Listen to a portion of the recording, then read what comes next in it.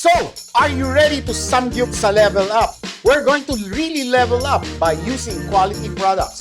We're going to use Bulgogi.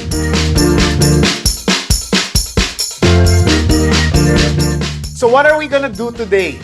You know, there's a really big craze going on, and it's been there for the past 2 to 3 years, and the big craze comes with K-pop.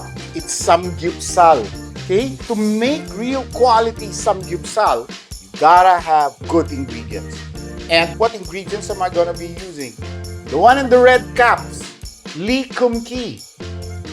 The classical method for making a Samgyupsal is just to salt and pepper your sliced pork belly.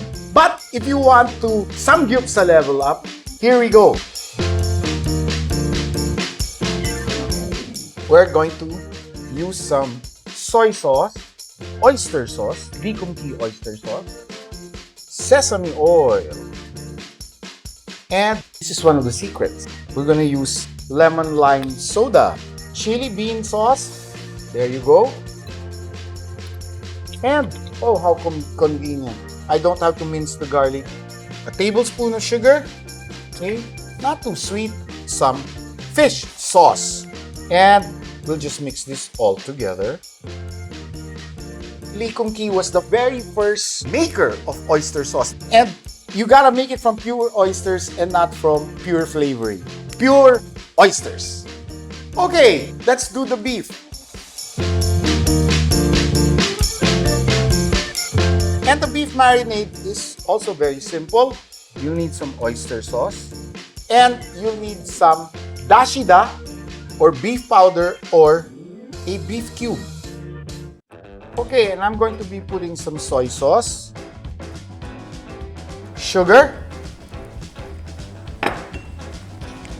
lemon lime soda, gochujang, or chili bean paste. One of the most important things in Asian cooking is soy sauce. And I opened this soy sauce today, and you can really taste the fermented flavor. It's fermented for 6 months, as against others who just do it for 10 days or 12 days or use flavorings and color.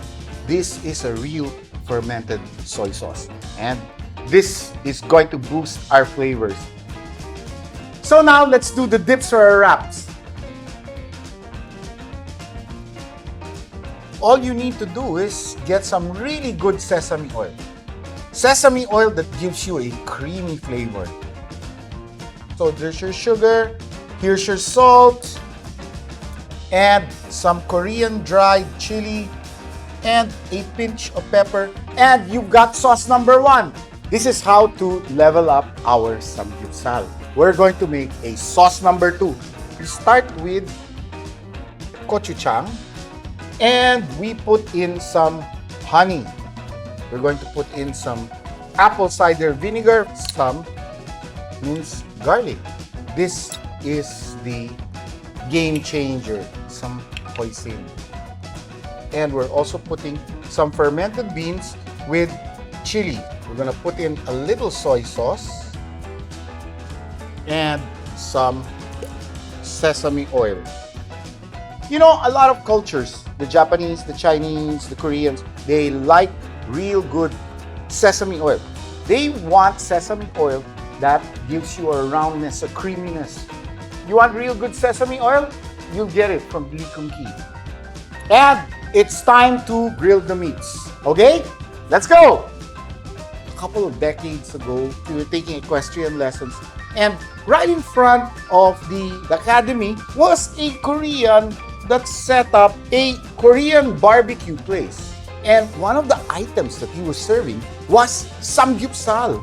And this was the very first time I had Samgyupsal. And wow, it was just completely magic. It just took me over.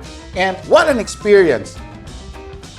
You can only do this if you use really good products, and Samgyupsal level up means using Bulgogi. This is Chef G. Gonzalez, and happy cooking.